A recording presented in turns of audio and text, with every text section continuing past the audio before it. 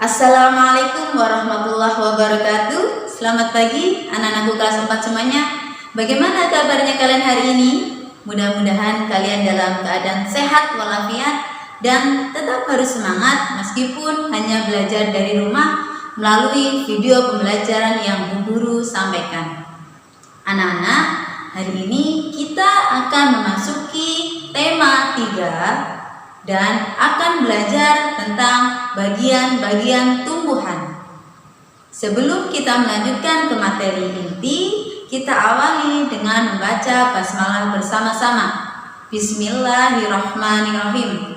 Mudah-mudahan dengan kita membaca basmalah tadi memperlancar kita dalam memahami materi pada pagi hari ini. Anak-anakku sekalian, perlu kalian ketahui bahwa tumbuhan memiliki bagian-bagian tertentu dan fungsi-fungsi yang berbeda-beda.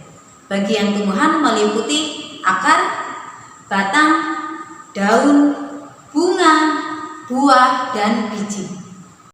Nah, agar kalian bisa memahami tentang detail bagian-bagian tumbuhan itu seperti apa dan bentuknya seperti apa, fungsinya itu untuk apa, kalian simak penjelasan Bu Guru berikut ini.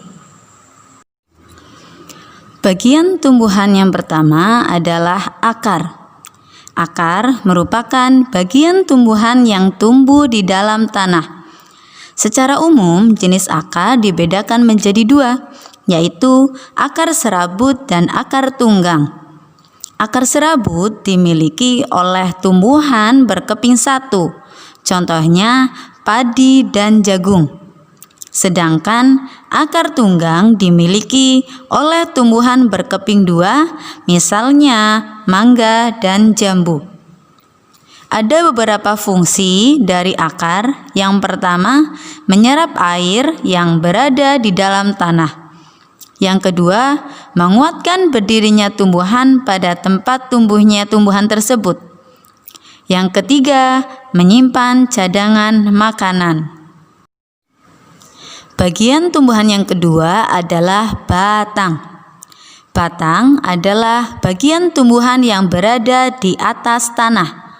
Fungsi batang antara lain yang pertama, menyalurkan air, zat hara, dan zat makanan ke seluruh bagian tumbuhan. Yang kedua, sebagai tempat tumbuhnya daun, bunga, serta buah. Yang ketiga, sebagai tempat menyimpan cadangan makanan pada beberapa jenis tanaman tertentu, misalnya tanaman tebu.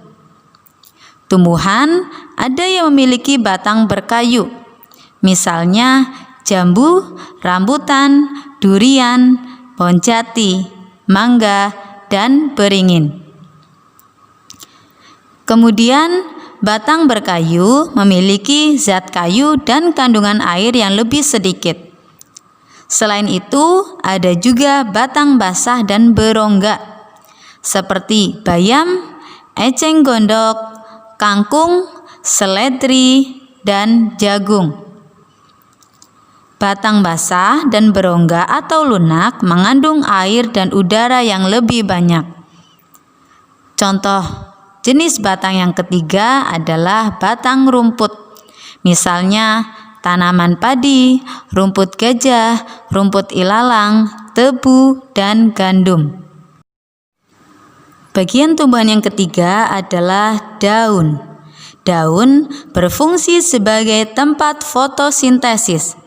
Fotosintesis adalah proses pembuatan makanan pada tumbuhan dengan bantuan energi cahaya matahari.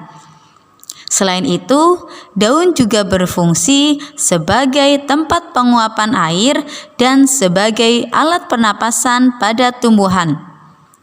Daun dapat dibedakan berdasarkan bentuk tulang daunnya, misalnya daun sejajar, daun menjari, daun menyirip.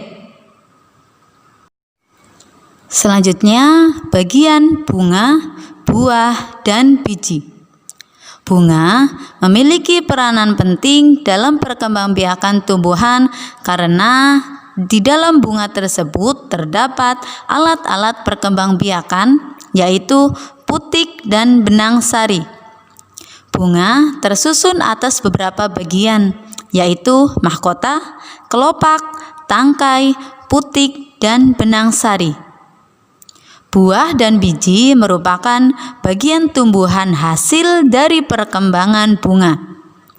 Putik yang telah diserbuki oleh serbuk sari akan tumbuh menjadi biji.